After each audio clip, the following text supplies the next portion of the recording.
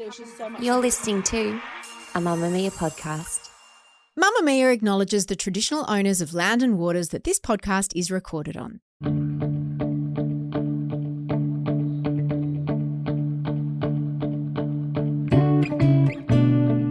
From Mamamia, you're listening to No Filter, and my name's Mia Freedman. There's a lot of bad news about men around at the moment. You may have noticed. Not all men, of course, but some men. Men who are violent towards women. Men like Andrew Tate, who are infecting the minds of boys and young men with viral poison about women and about what it means to be a man. He's gross. I love men. I love the man I married and the men I gave birth to and the men I work with and the men who are my friends and my relatives. And as the mother of sons, I've always scanned the horizon for good men. And there are plenty out there. Most of them, in fact. They just don't tend to get the same kind of attention as the shitty ones. Which is why today you're going to meet two great men. They work together, they're best friends, and they're not Hamish and Andy, although they have been compared to them. Jimmy Smith and Nathan Roye are radio hosts and podcasters, and they're also a brand called Jimmy and Nath.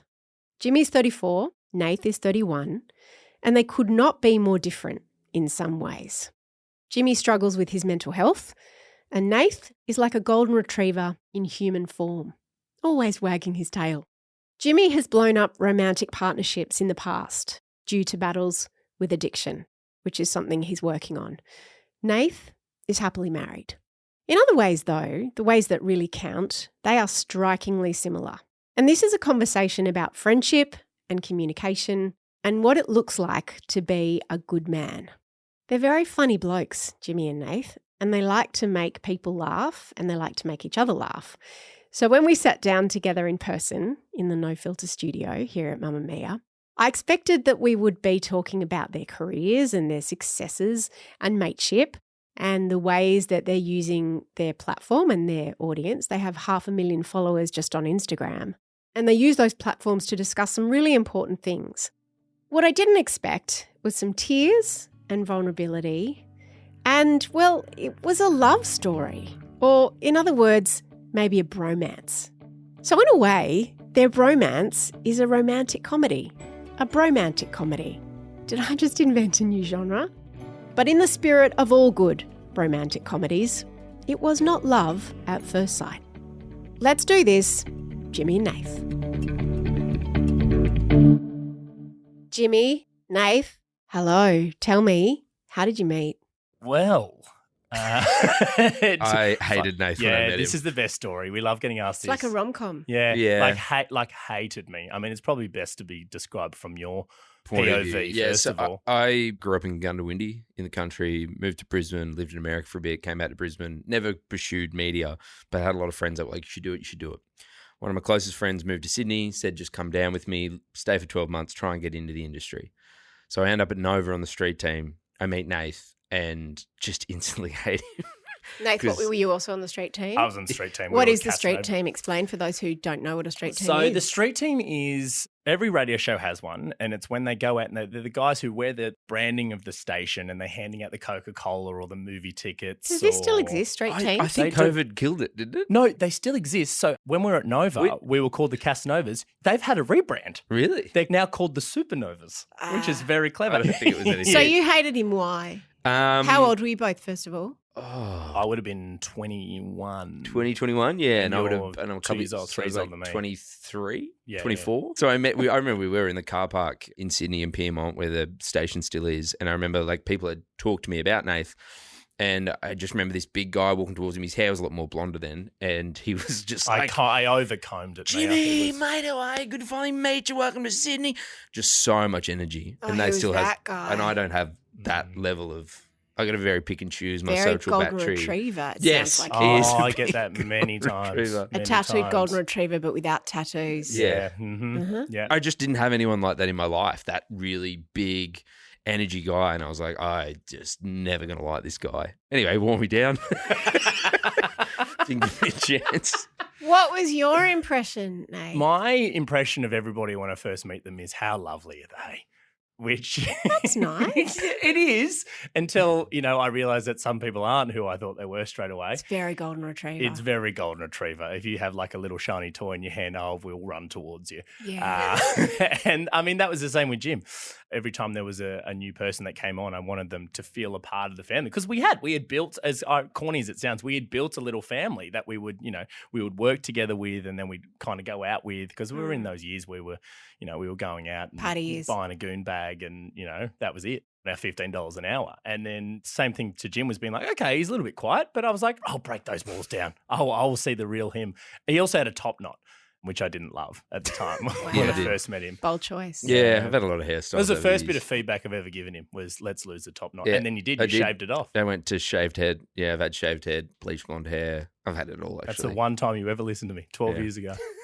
How did you become mates? Like, what are the signposts of mateship between two guys?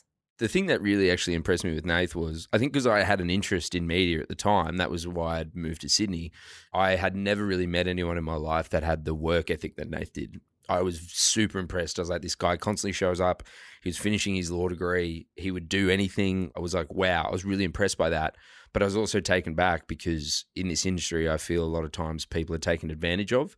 And Nath was being taken advantage of. He was doing everything at that business, like for everyone. And I was like, and I just remember we were having a beer once, and I was like, what do you want to do though? And he's like, I want to be on air. Like, I want to have a show. And I was like, I think I first said, a bit of this, bit of that. yeah. I like all of it. And you were like, I remember you were like, I want to do one, because you had the community show with Coxie. You'd done. As part of, so my degree was media communications and law. And as part of the media communications side, I had to go and do an internship. And my dream was always to be on Getaway. I always wanted to be on Getaway. I used to watch Jules Lund, and I was like, that guy goes to like Thailand and like swims in pools and gets paid. I was like, let me be that. And then we had to do an internship, and one of my other best friends, my Jimmy before Jimmy, he had sent me a thing online for Nova. They were looking for an intern, like unpaid internship. And I was like, oh, how good is this? Went for it, didn't get it.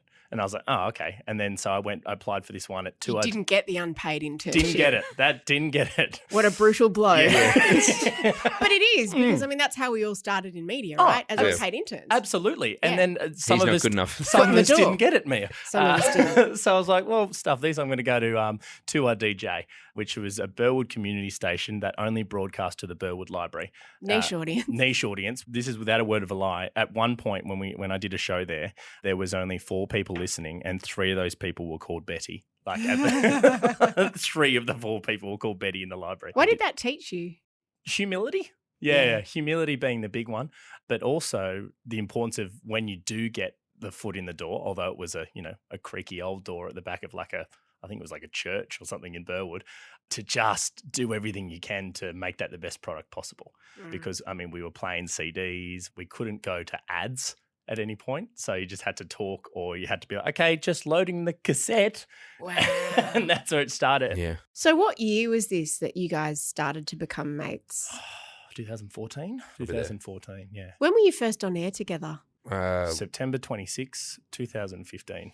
I know, because my dad made a mug. In every creative partnership, you do fall into roles in terms of who does what heavy lifting and what you each contribute. And sometimes that's unwritten and just works itself out. How did you navigate that at the beginning? Who was doing what? Well, I mean, to go back to the very, very start and the naming of the show was, the first official decision that we had to make.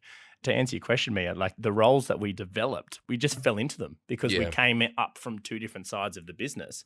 But that first decision, when we were at 2RDJ, we were sitting there doing this drive show with June looking through the window, and she told us that we were laughing too much and needed to be more serious. That was the first ever air check we got, was from June. 2RDJ FM's a very serious. But our first ever talk breaks. break, and we do have it somewhere, was to decide, what do we call this show? Is it called Nathan Jimmy? Because it had been Nathan Coxie, or do we call it Jimmy and Nath? And true story, in that exact moment, live on the air, because we couldn't go to ads, couldn't do anything, Jimmy downloaded one of those love calculator apps and typed in Jimmy and Nath, and then typed in Nathan Jimmy. Nathan Jimmy came up like 4% compatibility. Jimmy Nath, 98.9%. So we're like, that's the show. That's how we That's how we came decided up with what the the name, name. Wow. Yeah. It's a beautiful origin story, It's a guys. beautiful The origin. love calculator. Yeah. Tell me about how your friendship has developed in parallel to your working relationship. I mean, at times it's made it easier and at times it's made it difficult. Start with the easier.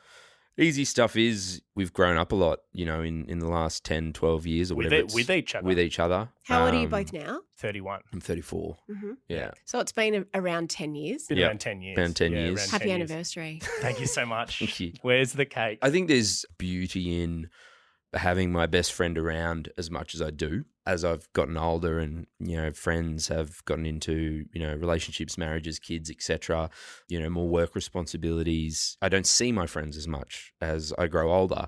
I know that every day I'm still going to see my best mate. We have work, and my dad always said to me, find a job you love, you'll never work a day in your life. That's fucking wrong. There are days where this is hard, hard work. For someone who hasn't listened to your show, can you describe it? How it is now? It's escapism, really. Joy. I think when we started it, it was just we wanted to make each other laugh. That was probably because we had that common stuff that we found funny.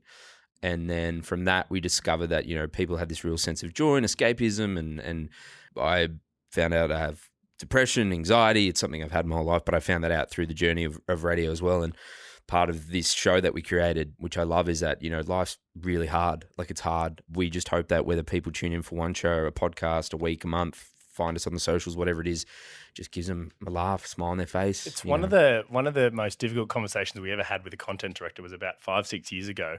And we sat down with him, and he was quite influential, and we were very nervous to meet this guy. And we sat down with him, and he said to us, who are you targeting? What's the target of Jimmy Nath? Who are you going after? Who's your demographic? And we replied, everybody. We want everybody. Why put one line in when we can throw a whole net in? And he goes, stupid. Who's your demographic? Is it blokes like you? Are you going after blokes? And we're like, no. We want to go after everybody. We want to provide content that can capture 8 to 80. Sorry about 7 and 81, but we want to throw that wide net out. Tough stuff. Yeah, but we've never really understood just going after. I mean, the importance of demographics is there for sales, and I get that side, but we've never understood the point in creating content solely, particularly in radio, which is accessible to everybody, solely targeted at one particular area or one particular demographic. When we want to be number one overall. So we try and balance our content to do so.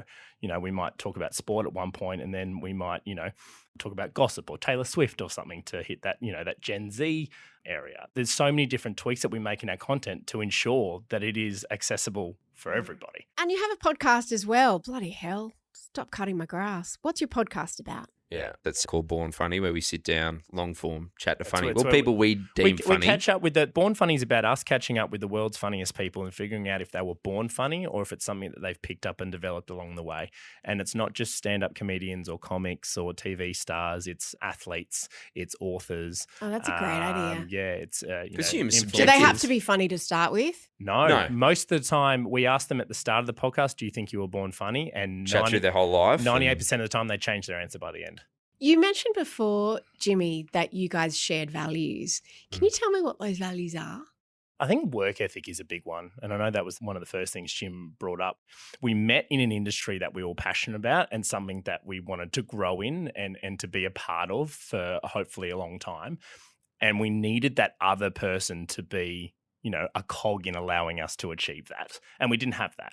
So from the outset, that was the number one thing that we shared. Do we like radio? Yes. Do we want to have a career in this? Yes. Do we work hard? Yes. That was the initial 3 foundations of Jimmy Nath. Because I had done shows and I'd worked on the street team with different people before who were kind of had one foot in, one foot out. They're like, oh yeah, if this kind of works, whatever. But also kind of writing and doing TV stuff and music, which is fine and that's great. But I needed somebody who was going to be like me because I have no other skills, right? I can only really talk and be creative. I can't play music. I can't act. I can't do any of that stuff. Did you get your law degree in the end? I did get a law degree. Yeah, it took a very long time. Be a lawyer. I'd like to think of myself as a lawyer of the Jimmy Nath show. I wish Nath would stop saying in meetings, I'm the in-house counsel for Jimmy and Nath and being like, yep, it's fine. Still one of my favourite jokes is let me check with legal. Don't worry, I say that and I've never been to law school, never even been to university. There's still people in our business that go take him seriously and go, oh. Yeah. And I'm like, no. When I ask you guys questions, you come back to work all the time.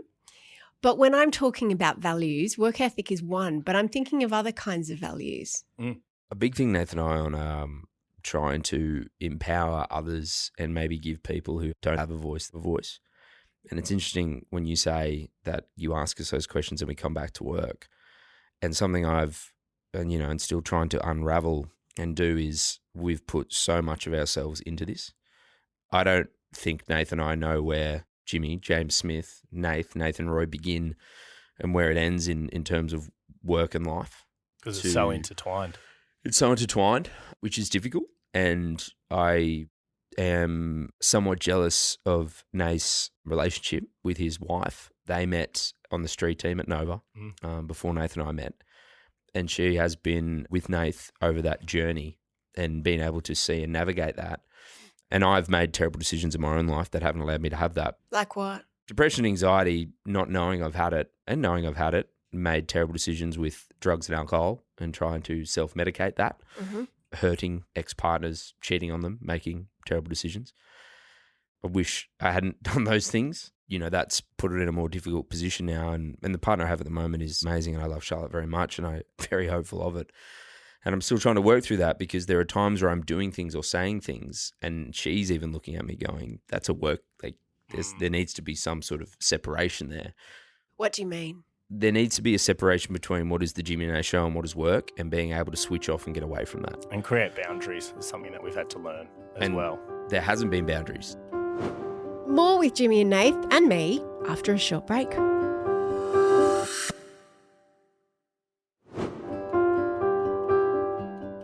Where's an example of where there hasn't been boundaries and it's come back to bite you?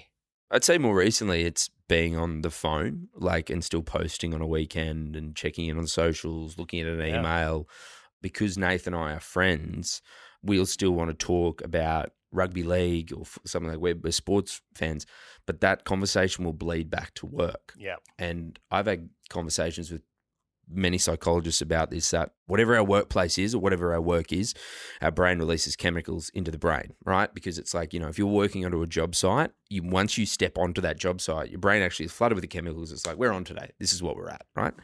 So for Nath and I, yes, there's the studio and you could say stepping into there, but opening my phone and posting something on social media and opening the Jimmy Nath Instagram is also flooding my brain with that same chemical. When I talk to Nath and it's about rugby league, but then it transitions to he's like, did you see that email? So they want us to do this thing, chemical release into my brain. And I think I mentioned earlier, I don't have as much battery as Nath does and I will be drained and I will come home and I will sit next to my partner and I just have nothing to offer her and it breaks my heart. Mia, I listened to your podcast with Dr. Sandra. I can't remember her surname, but 7 Dr. different Sandra. types of rest. And I wanted to bring this up, and Jimmy provided the perfect lead in there when she talks about, the draining of, social battery, and the people that drain your social battery are the ones that are closest to you.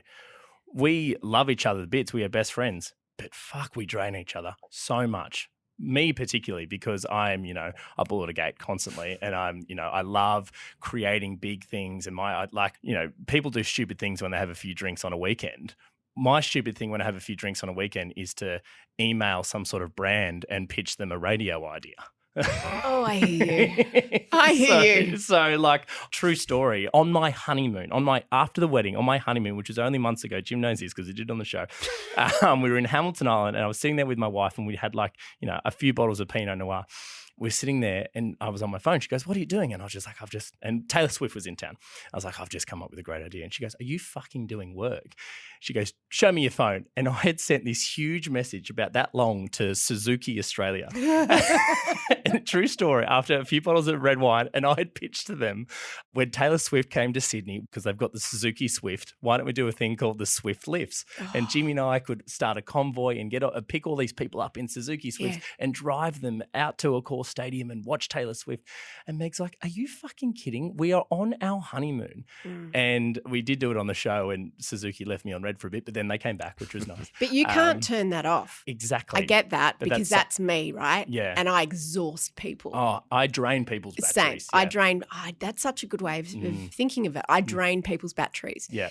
And then conversely, when you've got someone that you love who vibrates at a different frequency, like Jimmy and like everybody else in my life, that drains my battery. Yeah. That can drain my battery. Absolutely. Because I get fed by being around people who are like me, but then also even I get tired of me. I drain my own battery. I don't know about you. 100%. I absolutely do. And that's why Jim spoke so well about it before. I'm so lucky. You talk about the reason, why we are so close. And we have values that we share, but because we have values that we don't share, that improves me as a human as well. Like what? So the ability to put up boundaries and step back. Not everything needs to be a big thing. You don't need to reach out to everybody. You can be okay when Suzuki leaves you on red and not being like, the show's fucked. No one's into us. No one wants to do a Taylor Swift idea, because I'm either all up here, or if it doesn't happen, it's doom and gloom. It's all over. Yeah. Which is where you live a lot of the time. Yeah. Yes. In doom and gloom, it's all over. Yeah. Yep. And then anxiety is different to being up, because I also have that. Yeah. That's awful. Yeah. Anxiety is awful. We had a lunch in the calendar last week before. A couple of weeks ago. Yeah. And team was there. Producer Jared is here today. Nath, everyone in our team. And so we pre-recorded the Friday night show so we could go to this lunch. It was with Sony. We love Sony. It was celebrating some of the work we've done with their artists. Going to sit down, have a nice lunch, boozy lunch, talk about some ideas. I woke up Friday morning. My left hand shakes so badly when I'm anxious and just could not get out of bed. And it's the worst fucking feeling. And it was even worse because I'd burnt myself 2 weeks with so much. We'd had so many events, so many things with the show, all this extra stuff. And my partner wanted to do something Friday night, and I couldn't do anything. And then it's like, why did I do all this other stuff in the person that I, no offense to Nath, like Nath is my best mate, but he's someone I love and care about and I want to be better for her. I can't get out of bed and go to the event. I can't even be around her. Like I can't fucking do anything. It's just, it's what do you do next? So there's a part in the brain that works the gratitude thing of like, but you can't just think of it because when you're in your own head and there's all the chemicals. So I physically write down the things that I'm thankful for. And that, starts to slow me down. I meditate, try and control my breathing. And then unfortunately part of that is just rest. Like I can't then try and force myself and, have to explain that to my partner and tell Nath, I'm like, I actually do need some time away from everyone because my battery will get recharged from being away from everybody, which is difficult as well. So that's, also something I'm trying to manage in that I have to look at my calendar constantly to be like, I'm going to need to put some space in there where I can just slow down to be able to not just to do the work stuff, but also be able to do my life stuff. I mean, you talk about, putting boundaries in and stuff as well. And I've had to learn this, Jim mentioned it before, but my wife, Meg, is the most incredible human being on the planet, hands down. And I will fight anybody who argues. She has been, with me as long as, Jim and I have been together, has watched that journey, has seen the highs and lows between us commercially as a business, seen our success. And she has this incredible ability to, and I know it sounds cliche, but to put things into this wonderful perspective for me as well. So when I'm carrying this stress or anxiety or anything from work and I come back to her, God, she just has this unbelievable ability to, hear perfectly, but then also kind of justify why I've done something, but also explain how I don't have to react in a certain way or don't have to do that kind of thing. Bit of backstory on her. She has cystic fibrosis and she was the first Australian to summit Mount Kilimanjaro in Africa with CF. Right. Well, she's a bit of a high achiever. Can you explain what cystic fibrosis is? Quite literally a high achiever. Cystic fibrosis is a illness that you can't see, but it operates internally and it impacts one of two things or both, either the pancreas or the lungs. In Meg's condition, it impacts both the pancreas and the lungs to the point where people describe the way she breathes as like breathing through a straw.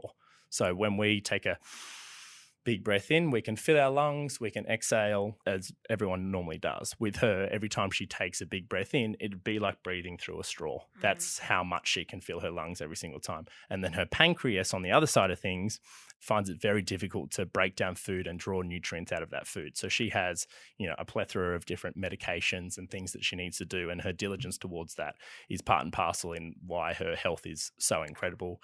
We've done so many different things on the show that have allowed us to showcase, the work that she does in that. Like there was Trikafta, which was a new drug that came in that quite literally saved a lot of people's lives with cystic fibrosis. And she was at the forefront of, helping to bring that to the country, and we raised money for it with Kilimanjaro. But, doing that kind of stuff on the show allows me to intermix my personal life and the show in such a beautiful way. What does it mean, Nath, given her condition, when you guys plan your future together? It's a difficult one. It's a very difficult one. And it's one that we've kind of, we've had to have hard conversations about a lot, to the point where, I hate thinking anything negatively and stuff, as you can probably kind of gather with me. So it's something that I've had to be better with. and be able to sit there and, look at her and be realistic about where our life could potentially go. And she won't mind me talking about this, but we've had tests and stuff done. So when we want kids pretty soon, if I carried the CF gene and she carried the CF gene, then we would have to, for safety reasons, go through IVF. Mm-hmm. Luckily, I don't carry the CF gene and she does, which means, I did it, guys, really good. Yeah. Well done, mum and dad, which means that we can conceive a child that doesn't have cystic fibrosis, or the risk is incredibly low. But we have to have those conversations a lot. Is she able to carry a pregnancy? She is. Given her health? She is, but it needs to happen sooner rather than later. Mm-hmm. So, yeah, she wouldn't be able to do it later on in life. We'll finish up soon. So don't want to get in the way of that. So, I mean, and she loves this podcast. So we will be having it on, Mia. I love her. Yeah, that's good. Think of me while you're conceiving your baby. It's better than thinking of you, Jimmy. Mm-hmm. It's better than thinking of you. Yeah, no. Which is what I normally do. Yeah, exactly. Exactly. After the break, what happens when your best mate gets married and there's 3 of you in this relationship?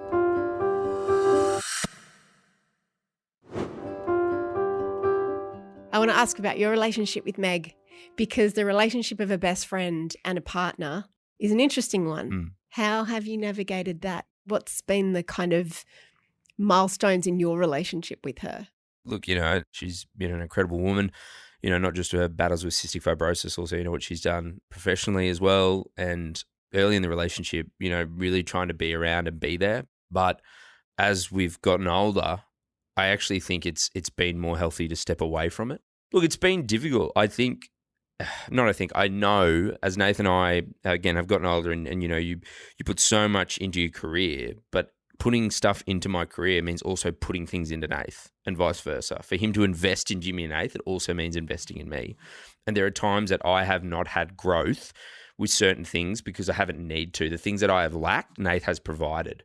Give me an example. Dealing with depression and anxiety in those real low moments, because Nath is that golden retriever and he's all up and about, and we were living together and doing the show, I never had to face those real hard low moments because he's always on. Mm. So rather than sit with my thoughts, sit with my emotions, sit with my feelings, I'm like, I could just sit on the couch with him, play golf with him, just put myself next to him. Mm-hmm. And also, Nathan and I have discovered that he has no internal monologue. So I'm always... like a granddad, Mia. Like I would drive something. What do you mean? My brain, voice, just no voices in his head. Just say what I see. Like if we're driving past a petrol station, it's like, $2.50 for like diesel. I don't even drive a fucking diesel car.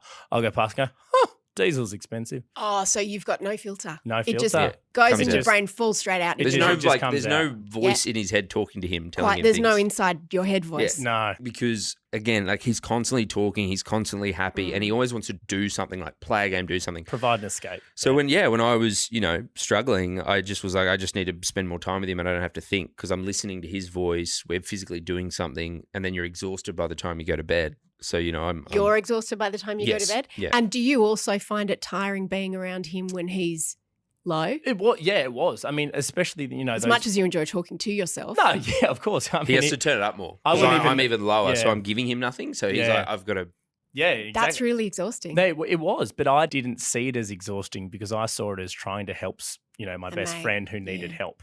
There would be times, Mia, where we were doing breakfast radio at the time and we would be talking up until 1, 2 a.m. And it would just be us just talking back and forth. And at the infancy of, Jimmy, starting his journey with mental health and depression and anxiety, I was also at the start of my journey with that as well, in understanding what it was doing to my best friend. And I had no idea. Like to the point where I'd sit there and go, yeah, maybe you just need to sleep more, or maybe you need it. And in my heart, I was like, I want to, provide this guy with, what makes me happy. Maybe let's go get pizza. Yeah. Do you want pizza? It took me many, many years. And, I now see a psychologist as well to upskill myself in certain different ways. But it took so much learning. Like he relied on me for certain things, but I have and absolutely still do rely on Jim for so many different things. Like what? The main thing being because money. The thing that Jim, still taught me and something that has helped me grow as a person, particularly, not just in work, but just in life, is to stand up for myself a little bit. Like, I mean, I've always been a hustler. That's true. But I've never been a fighter when it comes to, more awkward conversations, like asking for more money. Golden retrievers want to be liked. Yeah. No, absolutely. And people, I've just seen people be mean to him, just nasty. Yeah. And he'd just take it. You got to learn to growl sometimes. Yeah, absolutely. To bite, like the dog that you had in the office that time. Exactly. Drew blood twice, you're gone, mate. People don't do it again. No. People learn. Something that I had to learn and something that Jim's taught me, and I feel like I'm slowly getting better at it. Yeah. But was just to be okay when I'm having a tougher conversation with particularly a superior or asking for more money or better conditions or a better team, which we'll get one day. Who pays for parking. Lift your game. And to be okay when, as Jim said, if somebody, doesn't shine to me in the way that I would hope that they would shine to me. And to deal with, negative. No, I've always been okay with negative feedback, but it's always been like when somebody has. You want to be liked. Been angry. Yeah. Jimmy, you talk about your journey with mental health. Mm. It's usually not something that turns up later in life. It's often the seeds are sown way before you realise it, speaking from personal experience. Yeah. It wasn't it's until, always been there. Yeah, until I was in my 30s that I realised I'd had anxiety my whole life and was diagnosed. How were you diagnosed? Yeah, definitely something I dealt with my entire life. For me, drugs, alcohol was self-medicating. One of the hardest things, I've spoken a lot about this, not but to it's me. not to you and your audience. Start again. So just try to articulate it well enough. Tell it like the first time. I do struggle with talking about it though. I find I have to talk about it if I talk about it in the radio show when I'm in a better place. And being completely honest with you, I'm not in a great place right now. Do you want to not talk about it? No, I like to talk about it, and I've been trying to talk about it more when I'm not in a good place because I feel like I can better explain how I'm feeling. And a lot of people don't do that. And I've spoken about it because, unfortunately, those people that have depression, anxiety, take their own life. There's over 8 people a day that take their own life in Australia. And unfortunately, they don't get to talk about it because they take their life and it's someone, their family or friend that talks about it. For me, a lot of the drugs and alcohol was self-sabotaging. Life was good and I felt really shit. So I was like, I need to go do something shit. Because when life isn't great and I would have these down moments, I was okay with it in a way because I'm like, I'm not where I want to be professionally or my relationship isn't great. There's a reason as to why I'm feeling like this. So when I'm up and things are flying and I feel real shitty, I'm like, got to do something shitty because this is just not sitting well with me. That's such a revelation. And I imagine it's almost like that lifestyle manifestation of self-harm where it's like you want your outsides to match your insides. Yep. So that had been something I'd been doing a long time. Exercise as well. When we're doing the breakfast radio show, I'd get up at 3 a.m. every morning, go to the gym first. But, I'd also be out on a weekend bendering till, 6, 7, 8, 9 in the morning. You used to run yourself into the ground. Just, burn it. Like I'd do F45 after the show. Then I'd do Pilates in the afternoon. Like I was just... That looking for those endorphins? Yes. Just chasing the high. That was what the, destroying myself. And then I needed to try and get the endorphins back. Nathan and I were having conversations, around the days. Are you okay day? Movember. All these different things. I have the Movember tattoo on my finger because it was a Movember conversation I was having where we're sitting there, we're chatting to someone and I was like, I don't know what it was. I just clicked and went, no, that's me. That's actually me. I am depressed and I'm very anxious. So went to my GP, spoke to him. He put me on a mental health plan, got to see a psychologist. How old were you at this stage? We're in Hobart, so 26, 7. Remember when we had this conversation? I mean, I know we've already spoken about it when we'd have those, hour-long conversations at home because I didn't really know what he needed to hear. And it got to the point where we were having these conversations so frequently, back and forth, where he's like, maybe I need to sleep more. Maybe I need to, go out more. Maybe I need to jerk off more. Maybe I need to, all these different things that we were trying to figure out. And it got to the point where I said to you, I was like, mate, I think you need to talk to somebody who knows more. And that hurt me to say because I was like, I can't help him. I can't help my best mate. I can't provide him what he needs. But why would you ever think that you could? Because I was so naive. And I was. So neither of you had you didn't have experience of in your family, with your mates, no one that you knew going to therapy. It wasn't something that was even on the radar with you guys? No, I grew up in Gundawindi in the country and, unfortunately. Not a big therapy town? No. The opposite of progressive. And my parents are still there. You didn't have any of these conversations. My family never had a history of alcoholism as well in my family. There's depression in my family.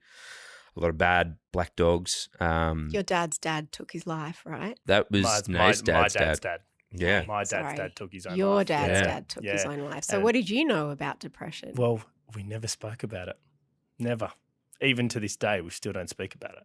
Like, it's something that, it comes up every now and then. And all of my family are so incredible, and they're an extension of me. Jimmy he finds it so funny because when he's come over for Christmas and stuff, but and my it's mum, just a whole house of golden retrievers. mum, my dad, my sister, and me, same person. Yeah. And Dad's like this big gentle giant, but I could count on one hand how many times we've spoken about Gerard, his dad.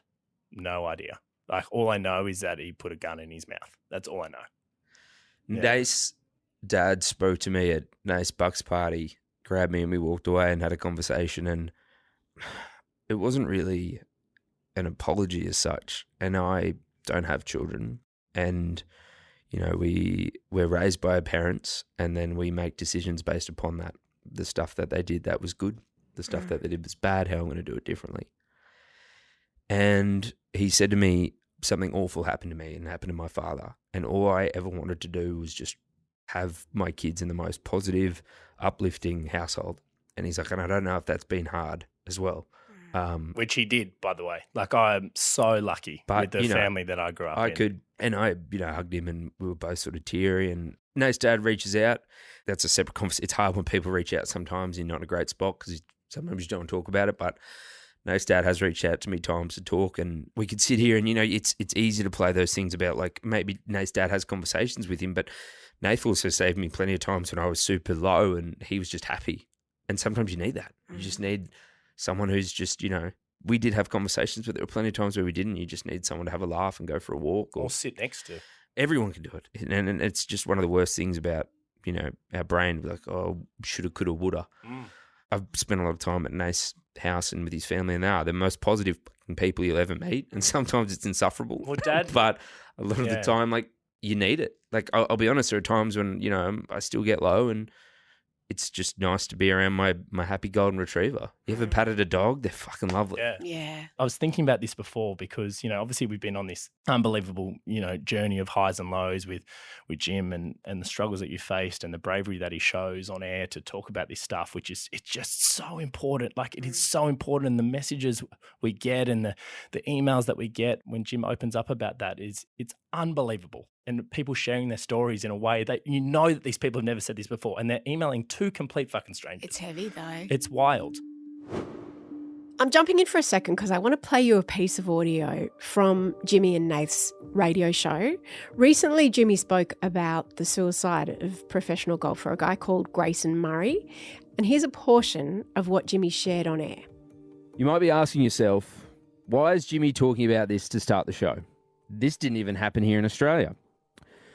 To answer honestly, I don't know. I didn't know Grayson. Maybe it's because I love golf. Maybe it's because I suffer from depression and anxiety myself. But if I'm being really honest, it's because my biggest fear is one day I will take my own life. 8.6 Australians die every day by suicide. That's over 8 Australians every day. 75% of those who take their own life are male. And suicide is the leading cause of death for Australians between the ages of 15 and 44. So when you ask yourself, why is Jimmy talking about this? It's because it fucking needs to stop. Oh, you can really hear the anger and the fear and the sorrow in Jimmy's voice. And this video went viral. It had an undeniable impact to reach millions of people, which is amazing. But for Jimmy, of course, there's a cost to sharing so much of himself with the public. Let's go back to our conversation. Grayson Murray. Videos getting 3-4 million views. That's just on Instagram. That's tough. I've been getting stopped in the street more. At the gym, people come up to me, coffee shop, and that's, like I said, when I'm already struggling, I probably don't want to do any more.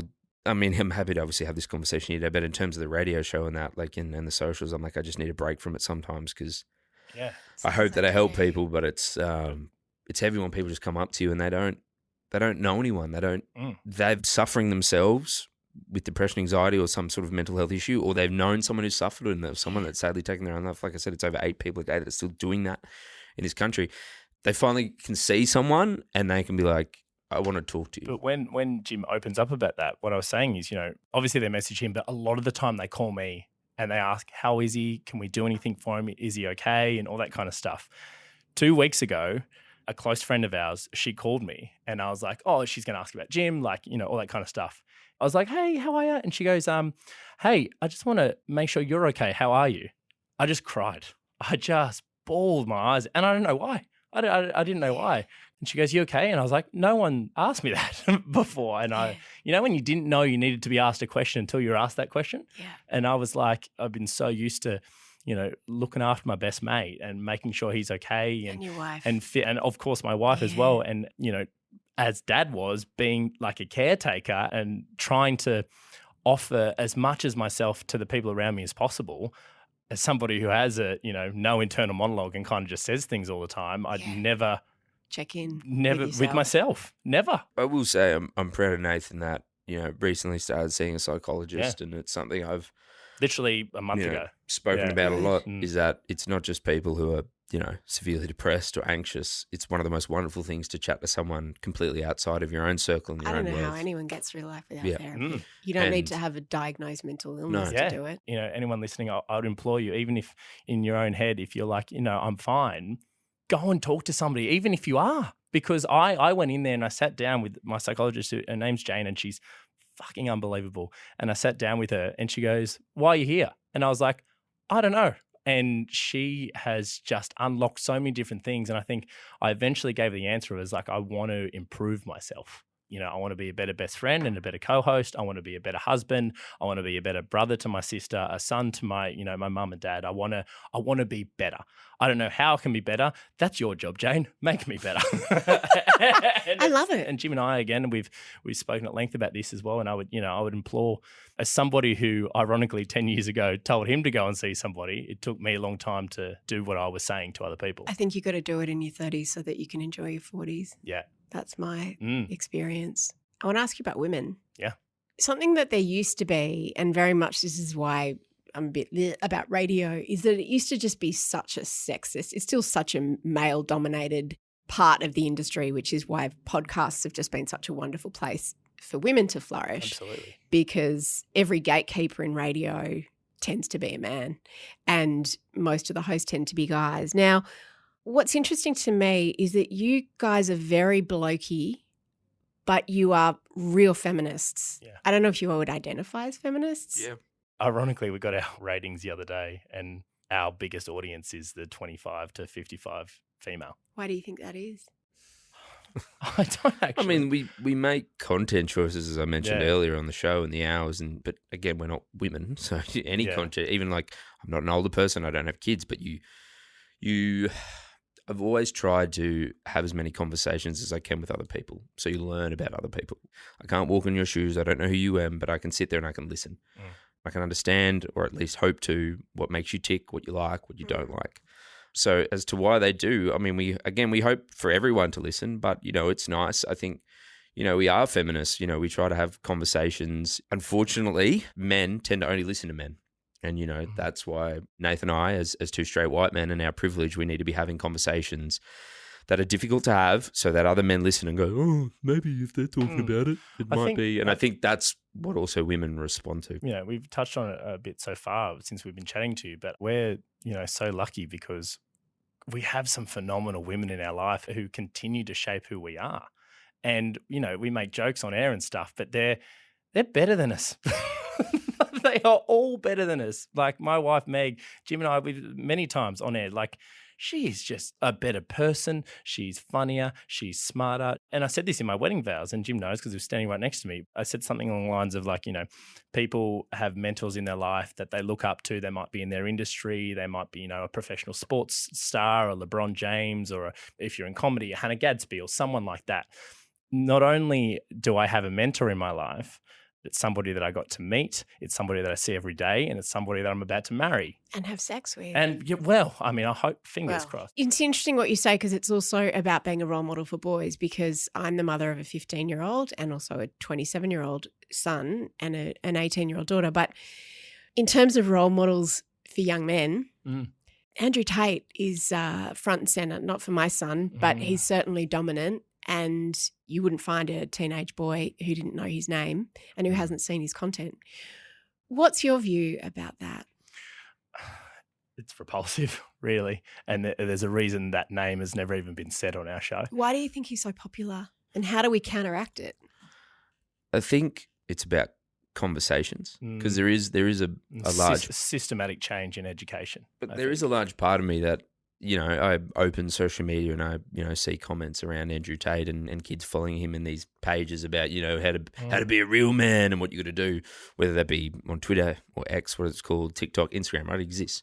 I would say as someone who grew up in a small country town, that existed, right? There were these misogynistic views about how we viewed women and looked at them. And I definitely held some of those views because the men in my life and around me had those views. And you hadn't been exposed to other ones, So probably. you'd see that. The reason that it changed for me was traveling was a big part, moving to Brisbane, which probably doesn't sound like much, but then moving overseas as well and traveling.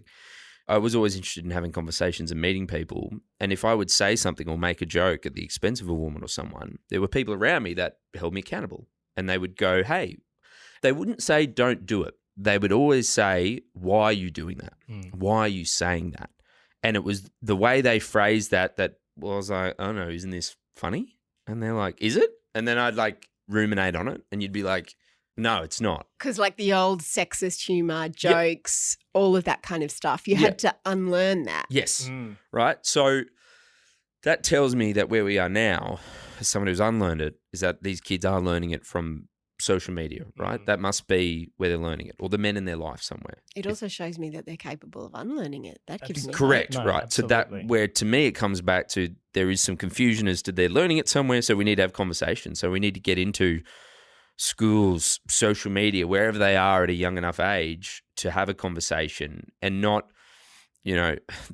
sounds fucked, but at times when you yell at a man, they, go on the defensive. But if we're at a pub or something and someone says or does something, I'm, hey mate, what are you doing there? Why are you saying that? Rather than don't say that, that tends to lead to a conversation question. And positive change. We had That's a a really great conversation, question. Mia, with a psychologist who came on the other day. I'm going to get this wrong, but she did say something along the lines of, with the unbelievably horrible things that are happening to women in this country and largely around the world. There is a growth in the amount of men who are acknowledging that this is an issue, that there's an issue that needs to be addressed. A lot of these people are going, yes, there's an issue.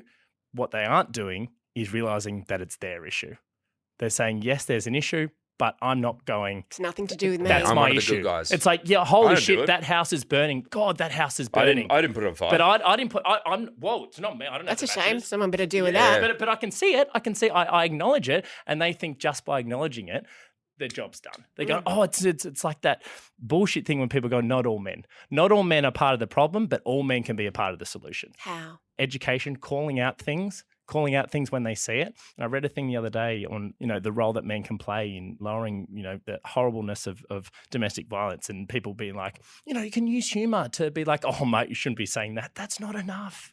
It's not fucking enough. That's a low bar. Because we talk in jokes. Men talk in jokes all the time. And because we talk in jokes and we operate in jokes all the time, we can't differentiate when, the joke I'm telling you actually has a serious underlying meaning here.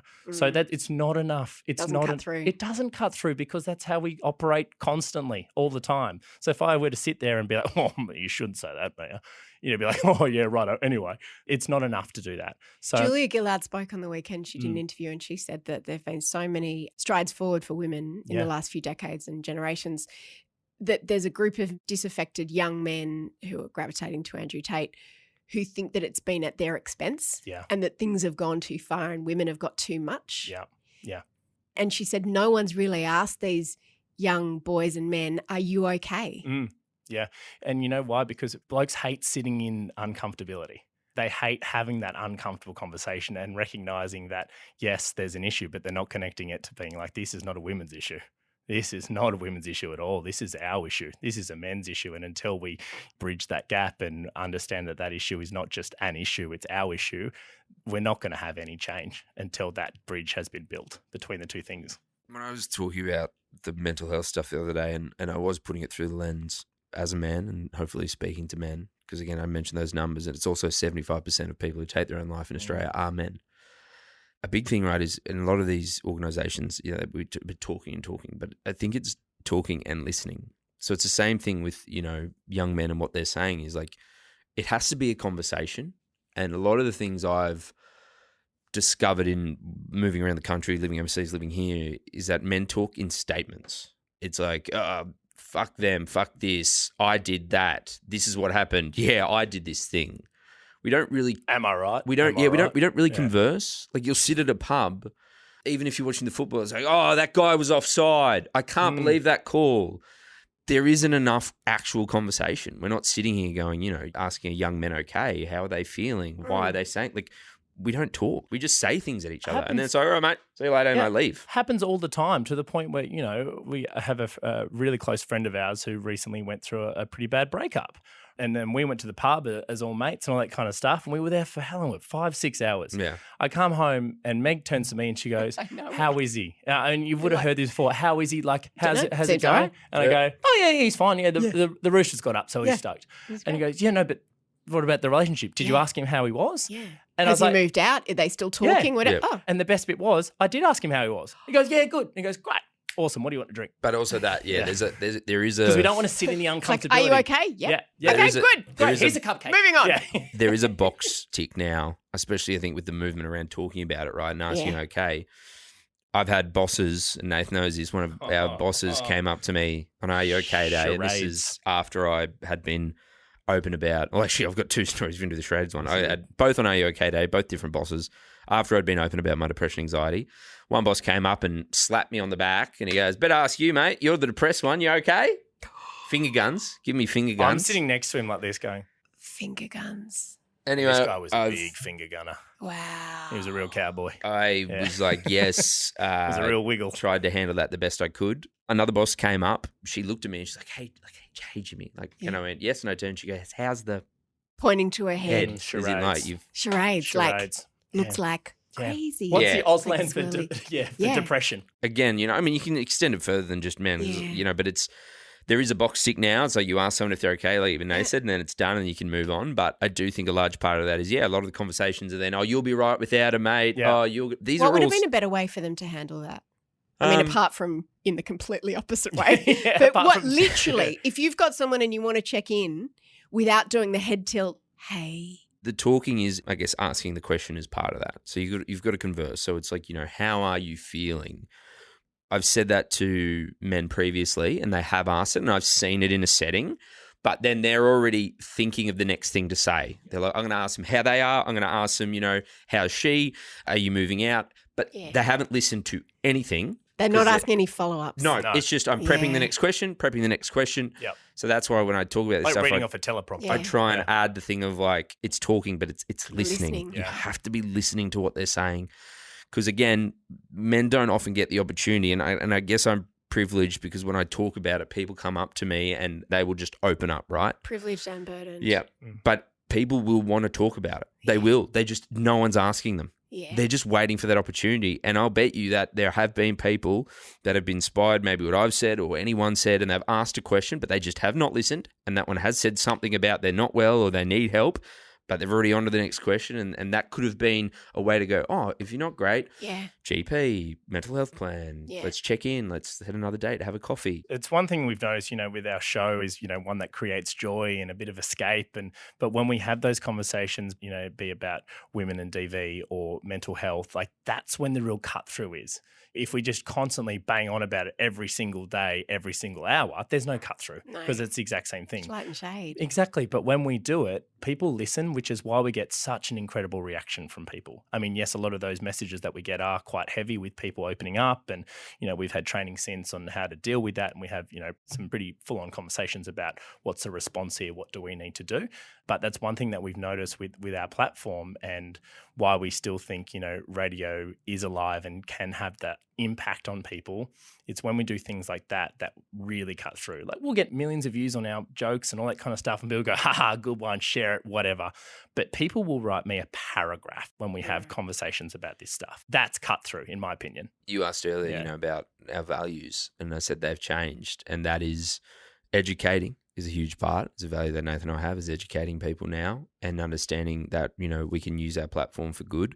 We can bring everyone in with the humor and the escapism in there. And then we've got people in our audience that would not have these conversations. And to be honest, they never think they're coming because we're these fun guys who are doing all this fun stuff. But when we do it, like, it hits, and then you get millions of views on something. And I always need to remove myself because that's not a measurement of success. But when it comes about these more serious topics and you're getting millions of views, it does warm the heart. People are talking about it. People are sharing it. We do that on purpose, by the way. We don't tell them, like in radio, it's all about hooks and teasers, and this is coming up. And hey, Jimmy's doing depression chat at 8:30. Yeah, we're giving away your TV. By the way, guess who's anxious again? Yeah, and we got a sting, depressed Jimmy. We purposely don't do that. Nah. And I know it's kind of a Stealth. bit of it. Yeah, it's a bit of the entrapment. stealth but We've it's had like, bosses say, like, and when we'll do I it after started talking jokes. about it, he was Yeah. like, we were doing breakfast and he was like sort of talking about, like, you should hook that through the show. You're going to do this big chat about depression. And I'm like, just imagine that makes me fucking feel. After the break. I'm not going to hook that. Because, Jimmy cries. Yeah. And we'll strategically put it after like a big prize giveaway or dad jokes or, a regular segment that people know and are a part of, so we can fucking blindside them and be like, we know you're here, so now you're going to listen to this. Jimmy and Nath, thank you so much. I'm a new fan. Okay, it's time for a debrief. Look, I didn't know really anything about Jimmy and Nath. Someone suggested that I interview them, and it's kind of not my world. They're, two men in their early 30s, and I don't listen to radio, so I kind of wasn't aware of them. But I'm a bit in love after that. I mean, I'm in love with their friendship, because when you are marinating in the news cycle, like I have to as part of my job, and look, you can't really miss the news stories that we've all been seeing over the last few months and years, particularly. There's a news story every day, or more than one every day, about men doing something awful. And it's easy to get pretty cynical and pretty bitter and pretty angry. I don't know. I just love being reminded. Not that I need reminding because I've got so many wonderful men in my life, but I don't know, the way they speak, the role models that they are for a new generation of young men. I think it's also no accident that so many of their listeners are women. There's something about the friendship and the camaraderie of men when there is no sexism there whatsoever. And it's interesting because Hamish and Andy are the same. There's no undercurrent of any kind. There's not a tinge, there's not a whisper of any sexism. And I know that sounds probably ridiculous to point out, but in a world where, I don't know, I grew up with Benny Hill. How about you? Let alone Andrew Tate, etc. It's just so lovely and it's so refreshing and so inspiring. It's hard to listen to Jimmy and Nath and the way they talk about their friendship and their creative partnership and their mental health and their struggles and their support for one another and how they feel about the women in their life and not feel really hopeful. I am definitely going to be cheering them on from this point, and I hope that more people, especially men, continue to learn and listen to them and from them. I'll pop a link to their podcast in the show notes, where we'll also share some links to resources in case this episode brought up anything difficult for you around mental health or suicide. Take Jimmy and Nath's advice and please get the help and the support that you need. I know I do. All the time. Therapy is the best thing that I ever did, I agree with Jimmy, and even Nath is now a convert. Thanks for listening, and if that conversation left you wanting more, you are in luck. We have more than 500 incredible conversations in our archive for you to binge. We've been doing this show for 10 years now, so we have some really amazing conversations wherever you get your podcasts, which is right here because you're listening to me. Go find them, get them in your ears. Love you. See you soon.